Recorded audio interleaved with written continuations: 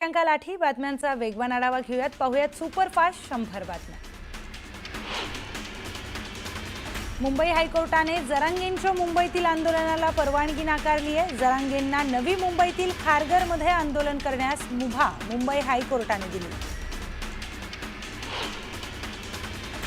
मुंबई हायकोर्टाने परवानगी नाकारल्यानंतरही 29 तारखेला आझाद मैदानावर उपोषण करण्यावर मनोज जरांगे ठाम आहेत.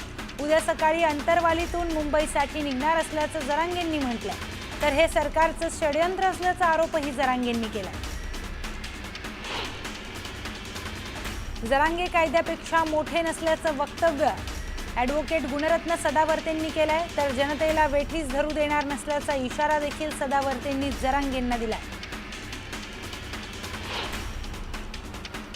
सरकारकडून शिंदे समितीला 6 महिन्यांची मुदतवाढ दिल्याची माहिती राधाकृष्ण विखे पाटलांनी दिली आहे.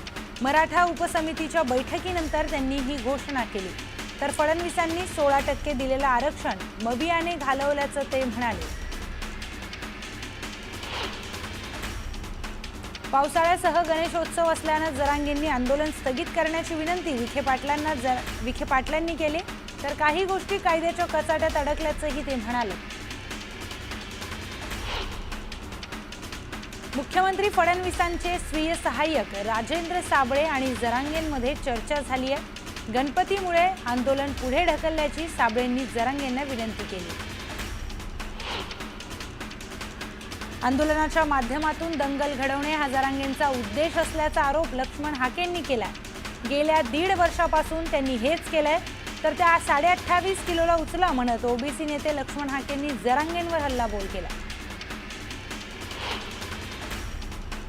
मी अपशब्द वापरले नसून बोलीभाषेत बोललो होतो. विनाकारण वाद पेटवला जात असल्याचं मनोज जरांगेंनी म्हटलंय. मात्र मी तो शब्दही मागे घेतला. मुख्यमंत्र्यांच्या मातोश्री विरोधातील वक्तव्यावरून जरांगेंनी स्पष्टीकरण दिलं. बीडमध्ये मराठा आंदोलनाच्या पार्श्वभूमीवर जमावबंदीचे आदेश जारी करण्यात आले आहेत. कायदा सुव्यवस्थेचा प्रश्न निर्माण होऊ नये यासाठी प्रशासनाकडून खबरदारी घेण्यात आली. फडणवीस यांनी मराठ्यांना आरक्षण देण्याचं कबूल केलं. मात्र आरक्षण न देता त्यांची फसगत केल्याचा आरोप नाना पटोलेंनी फडणवीसांवर केला. बीडमध्ये कायदा व सुव्यवस्था बिघडवण्याचं काम लक्ष्मण हाके करतायत. तर अजित पवार पालकमंत्री म्हणून बीड जिल्हा टार्गेटवर आहे असा आरोप करत राष्ट्रवादीचे प्रदेश उपाध्यक्ष सतीश कुलाळ यांनी टीका केली.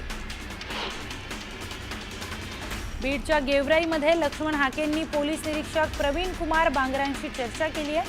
हाके आणि त्यांच्या समर्थकांवर काल गेवराईमध्ये गुन्हा दाखल झाला होता. याबाबत त्यांनी चर्चा केली. शिवसेना नेते आणि तानाजी सावंतांचे बंधू शिवाजी सावंत भाजपमध्ये प्रवेश करणार आहेत. शिवाजी सावंतांच्या निर्णयामुळे सोलापुरात पालिका निवडणुकीपूर्वी शिवसेनेला मोठा धक्का मानला जातो.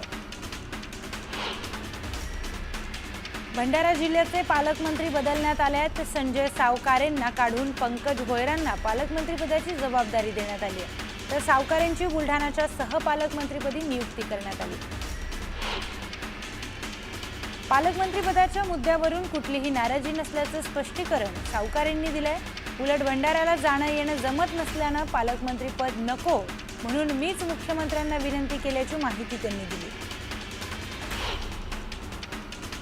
शरद पवारांना सर्वांची नावं तोंडपाठ असल्याचं गोपीचंद पडळकरांनी म्हटलंय. पण 160 आमदार निवडून देतो असं सांगणाऱ्या दोघांची नावं पवार विसरल्याचं म्हणत त्यांनी टीका केली.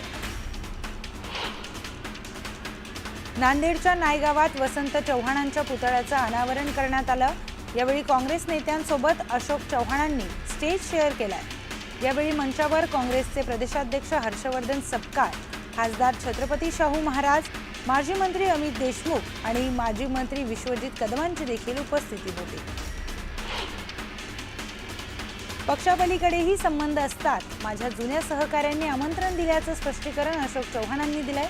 वसंत चव्हाणांच्या पुतळा अनावरण सोहळ्यामध्ये त्यांनी हजेरी लावली आणि त्यावरून त्यांनी हे स्पष्टीकरण दिलं.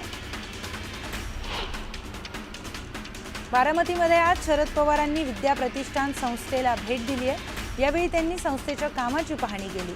त्यांच्यासोबत संभाजी ब्रिगेडचे प्रवीण गायकवाड देखील उपस्थित होते.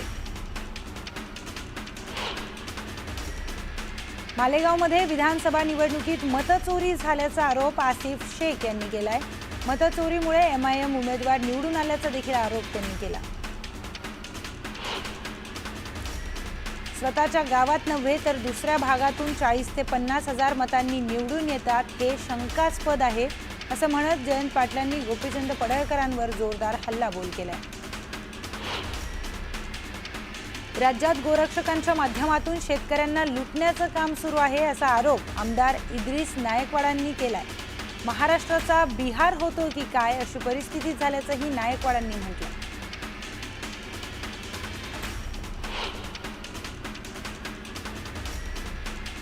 सिंधुदुर्ग जिल्ह्यात सकाळपासून पावसाने हजेरी लावली। यामुळे फेरी विक्रेत्यांसह नागरिकांची तारांबळ उडाली।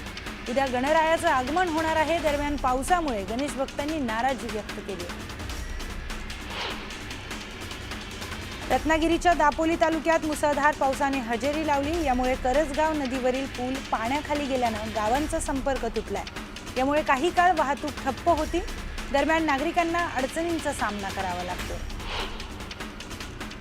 वंदे भारत एक्सप्रेस ट्रेन आज नांदेड रेल्वे स्थानकावरून मुंबईकडे रवाना झाली आहे। यावेळी मुख्यमंत्री देवेंद्र फडणवीस यांनी आभासी पद्धतीने वंदे भारत एक्सप्रेसला हिरवा झेंडा दाखवत रेल्वे रवाना केली। दररोज सकाळी 5 वाजता नांदेड येथून ही गाडी निघणार आहे। यानंतर कोकणवासियांसाठी खुशखबर आहे। गेल्या काही दिवसांपासून चर्चेत असलेली रोरो सेवा लवकरच कोकणवासियांच्या सेवेसाठी दाखल होणार आहे। सप्टेंबर महिन्यामध्ये रोरो सेवा सुरू होणार असल्याची माहिती आहे। मत्स्य आणि बंदरे विकास मंत्री नितेश राणे यांनी या रोरो सेवेच्या तयारीचा आढावा घेतलाय। ही रोरो सेवा सुरू झाल्यानंतर कोकणवासियांना कोकणात जाण्यासाठी आणखी एक पर्याय उपलब्ध होणार आहे। तर कोकणवासियांसाठी खुशखबर, आता कोकणामध्ये रोरोने जाता येणार आहे। भाऊचा धक्का ते जयगड अशी ही सेवा असेल। त्याचबरोबर तिकीट कसे असतील तेही आपण बघतोय। इकॉनॉमीचे 552 रुपये, तर प्रीमियम इकॉनॉमीचे पैसे सुद्धा या ठिकाणी आपण बघू शकतोय। आसन क्षमता आहे, माफ करा, आसन क्षमता आहे इकॉनॉमीची आहे 552, तर प्रीमियम इकॉनॉमीची आसन क्षमता ही 44 असणार आहे। अशा पद्धतीनं ही रोरो सेवा काम करणार आहे। तर आसन क्षमता बिझनेस क्लासची 48 असेल, फर्स्ट क्लासची 12 इतकी असणार आहे। आणि आता कोकणामध्ये या रोरो सेवेनं जाता येणार आहे। आज आमच्या आदरणीय फडणवीस साहेबांच्या दूरदृष्टीमुळे आणि त्यांनी जी सुरुवात किंवा मुहूर्तमेढ या कामाची 2014 ने 19मध्ये रोवली, त्यांची इच्छा होती की जलवाहतुकीच्या माध्यमातून कोकण आणि मुंबईला जोडलं गेलं पाहिजे। त्याच्यासाठी एक महत्त्वाचं पाऊल आज आम्ही ह्या निमित्ताने उचललेलं आहे। आता आपण एवढ्या सगळ्या चांगल्या सुविधेने आपण आपल्या गावाकडे जाऊ शकतो। फ्लाईटचा मार्ग आहे, रेल्वेचा मार्ग आहे, रस्त्याचा मार्ग आहे, आता हक्काचा रोरोचा पण मार्ग आहे, ज्या माध्यमातून तुम्ही सुखरूप आपली गाडी सकट आपल्या गावाकडे जाऊ शकता। आपल्याकडे इकॉनॉमी क्लास आहे, प्रीमियम इकॉनॉमी आहे, त्याच्यानंतर बिझनेस क्लास आहे आणि फर्स्ट क्लास आहे। त्या पद्धतीचे रेट आता गणेश चतुर्थीचे काळ आहे, 2500 पासून 4000 आहे, 7500 आणि 9000चं आमचं फर्स्ट क्लास आहे। या सगळ्या दर्जाचे सगळे दर आम्ही निश्चित केलेले आहेत। आणि म्हणून मला असं वाटतं एवढी चांगली सुविधा आपण आता इथे बसल्याला वाटतच नाही की आपण मुंबईमध्ये बसलेलो, एवढे चांगली सुविधा ह्या बोटीच्या माध्यमातून अनुभवायला भेटतं। म्हणून मला असं वाटतं कोकणवासी निश्चित पद्धतीने आमच्या देवाभाऊंना भरभरून आशीर्वाद देतील।